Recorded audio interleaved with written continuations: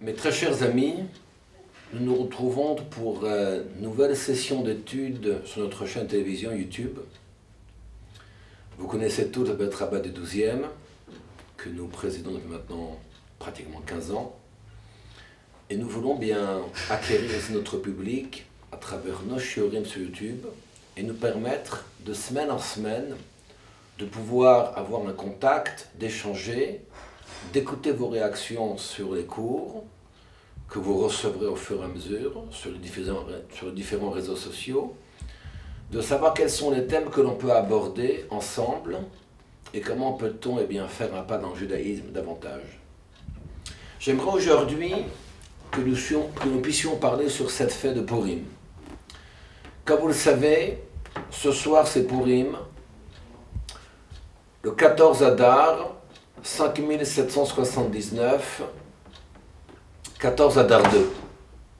J'aimerais que nous puissions partager ensemble une réflexion qui est une lecture des Sechot du Rabbi, des discours du Rabbi, et qui nous donne ici un enseignement, une ligne de conduite tout à fait exceptionnelle et exemplaire sur ce que cette fête de Purim représente. Chacun sait que le nom d'Hachem, le nom de l'Éternel, n'est pas inscrit dans la Megillah. C'est exact. Mais lorsqu'il est marqué à Melech le roi, remez, allusion, les Malko Shel Olam, au maître du monde.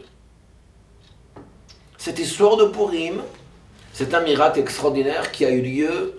Nous sommes à la fin de la présence, l'empire babylonien, qui sera alors déchu par Dariavesh et Koresh, qui eux-mêmes étaient des ministres sous Nabucodonosor, et qui vont faire ici un putsch. L'un était prince de Paras, de Perse, l'autre de Madaï, de Médie, et vont faire un bouleversement. Et c'est ainsi que nous voyons ici la destitution, la fin, la chute de ce qu'on appelle Malchut Bavel, l'empire babylonien, pour voir l'empire perse, Paras et Madaï. Nous sommes à la fin de 70 ans d'exil, après la destruction du premier Beth Amikdash, le premier temple. Et dans cette histoire extraordinaire, ce miracle, il y a ici deux personnes qui interviennent. Qui sont ces deux personnes? Ce sont Mordechai et Esther. Qu'ont-ils de si particulier et quel est leur mérite? Bien sûr qu'ils agissent pour le peuple juif, mais on va ici définir l'action de Mordechai et Esther qui est à fait remarquable, à laquelle je pense certainement que nous pouvons nous identifier. Je vais ici vous lire ce que la Gemara nous cite. À la fin de Masechet Yoma, à la fin du traité Yoma, à la page Chavtet, page 29, dans la Gemara au recto. Lama nimshela Esther de Shachar. Pourquoi Esther a-t-elle été comparée à l'aube? La Gemara d'expliquer le Mordechai pour nous dire Ma Shachar sauf kol halayla, Av Esther sauf kol hanissim. De la même manière que Shachar, que l'aube, sauf kol halayla, c'est la fin de la nuit. Ainsi Esther, sauf kol hanissim, c'est la fin des miracles. Car nous savons que jusqu'à présent le Tanakh, Torah, Nevi'im et Ktuvim, la Torah, qui est composée actuellement de 24 livres, n'en contenait que 23. Esther va s'adresser au maître du grand tribunal rabbinique et va leur demander Kiv'oni les Dorot, c'est-à-dire d'inscrire le miracle de Purim pour les générations à venir.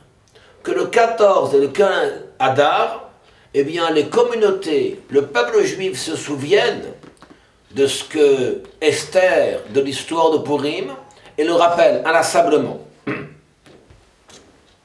Il y aura alors une autre demande. Quelle est cette deuxième demande? Kidvuni le Dorot. Elle ne va pas se contenter uniquement de demander à ce que ce miracle soit mentionné de la part des béné Israël, des Juifs, dans toutes les communautés, mais d'écrire sur un parchemin. Kitvuni, écrivez mon miracle, al-klav sur un parchemin. Les chachamim, les maîtres, vont acquiescer à cette demande. Et c'est ainsi que la Gemara, le Talmud nous dit, Esther, sauf Kol Hanissim, Esther représente ce 24e livre, n'est-ce pas, dans le Tanakh d'un Torah, qui est donc la fin de tous les miracles dans le Tanakh, dans ces 24 livres.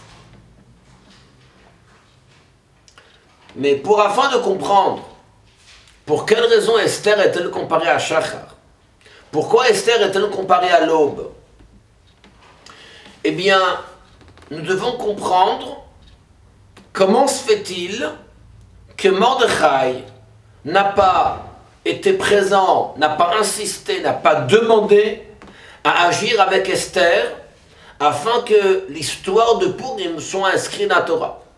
On constate qu'il n'y a que Esther qui a fait cette demande. C'est Esther qui a demandé Kivuni le Dorot, Kivuni le Dorot, Kivuni, Vekidvoni au singulier.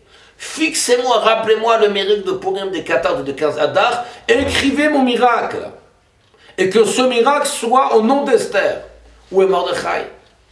Pourquoi Mordechai n'intervient-il pas dans ce si grand miracle? Pourquoi n'intervient-il pas dans cette demande à ce que Esther ait au Chachamim et au maître? Il n'y a que Esther qui le fait. En réalité, ce qu'il faut comprendre, au moment où Haman va donc lancer ce décret, que va-t-il se passer? Il est marqué que Esther s'adresse à Mordechai et lui dit Knos et kol hayodim animsayim beshushan, va rassembler les Juifs qu'il y a à Suse, vetsumu alay, et vous allez jeûner pour moi, val tochlu val tishtu shloshet yamim layla vayom, vous n'allez pas manger, vous n'allez pas boire pendant 3 jours et 3 nuits. Gamani venarotai yatsumken, moi et mes filles allons agir de la sorte. Esther n'a jusqu'à présent pas encore dévoilé son identité. On ne sait pas qui elle est. En Esther magedet moladetah ve'et ama. Esther n'a pas dit à la demande à Mordechai qu'elle était juive. Esther ne vivait pas au sein de la communauté. Esther ne vivait pas avec le peuple juif. Esther vivait dans le palais du roi. Mordechai, quant à lui, vivait avec le clan d'Israël, avec le peuple juif. Et nous savons très bien ce qui est marqué. Tshuva, Tfila, Utzdaka, Ma'avirin et droit Gzera. Lorsqu'il y a un décret, qu'est-ce qu'il y a à faire? Il y a à jeûner. Ça a été la demande d'Esther. Vetsumu alay, jeûner pour moi. Il y a aussi à faire une prière. Tu vas rassembler tous les juifs qu'il y a à Suse et tu vas prier. Et bien sûr de donner tzedaka. Ceci est évident. C'est la raison pour laquelle Mordechai n'estime pas être nécessaire d'écrire la Megillah sur un parchemin, d'écrire le miracle de Purim sur un parchemin. Lui, étant donné que l'action qu'il mène est une action qui s'inscrit dans le clan, dans la généralité de ce que la Torah nous dit, le principe est, lorsqu'il y a un décret sur le peuple juif, qu'est-ce qu'il y a à faire? Il faut prier. Qu'est-ce qu'il y a à faire? Il faut jeûner de tzedaka. Donc ça paraissait évident qu'il faut que le aille dans ce sens-là, il n'est pas nécessaire. Mordechai qui avait un lien spirituel avec le peuple juif, il n'est pas nécessaire d'aller jusqu'à écrire le miracle de Purim sur un parchemin. Par contre, Esther, quant à elle, qui a vécu de proche, qui était sur le terrain, qui a vécu de proche ce miracle, au contact de Achashverosh, au contact de Haman, comment expliquer, au moment de ce décret, il est écrit que le Samach même, l'ange de la mort, a pris une Megillah, un texte, un parchemin, a écrit un mot, Klaya, extermination. Au moment où ce décret était bas sur terre, à travers Haman, lorsque Haman a fait son tirage de sort, que le prophète Eliyahu dans les sphères célestes, qu'est-ce qu'il est marqué? Il est parti voir les Avot HaKadoshim, les patriarches, Avraham, Yitzhak, Yaakov.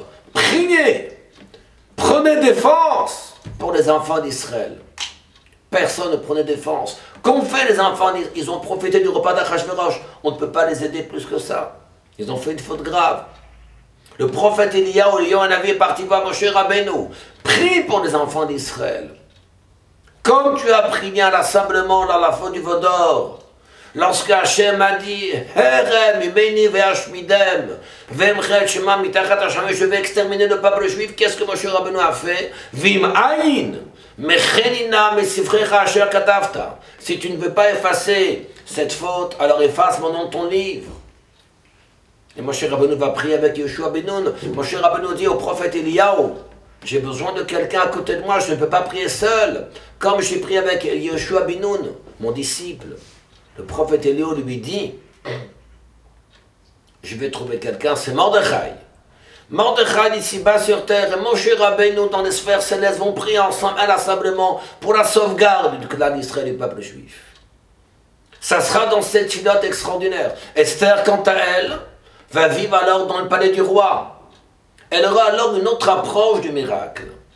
Esther qui vatiga Esther Rosh Hasharvit, alors qu'elle a touché l'extrémité du sceptre. Zéchloshimian, ça fait 30 jours qu'elle n'a pas été invitée. Elle risque sa mort. Elle invite Achashverosh et Haman le premier jour de Pessah à un repas. Elle leur dit, si je trouvais grâce aux yeux du roi qui vient le lendemain. Qui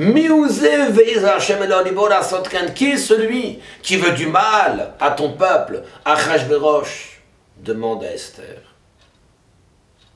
Et c'est là qu'Esther lui dit, Haman a rasé. C'est Haman qui veut du mal à mon peuple. Nous connaissons l'histoire, Venaphoros a été totale transformation. Ce même jour, le 16 Nissan, Haman sera pendu. C'est un miracle extraordinaire. Esther qui a vécu avec force, avec ténacité, qui a vu devant elle la main d'Hachem dans le déroulement de ce miracle, a demandé à ce que ce miracle soit inscrit sur parchemin. C'est dans ce sens-là que nous comprenons les paroles de la Gemara. Esther a été comparée à Shachar, à l'aube. Shachar, c'est comme du mot Shachor, ça veut dire obscurité. Ça veut dire qu'elle avait ici devant elle la partie la plus ténébreuse, va-t-on dire, de l'histoire, avant que ce miracle n'ait lieu. Elle était ici en premier plan, devant ce décret d'extermination. Mais en réalité, après le Shachar, après l'aube, c'est là que la plus grande lumière arrive.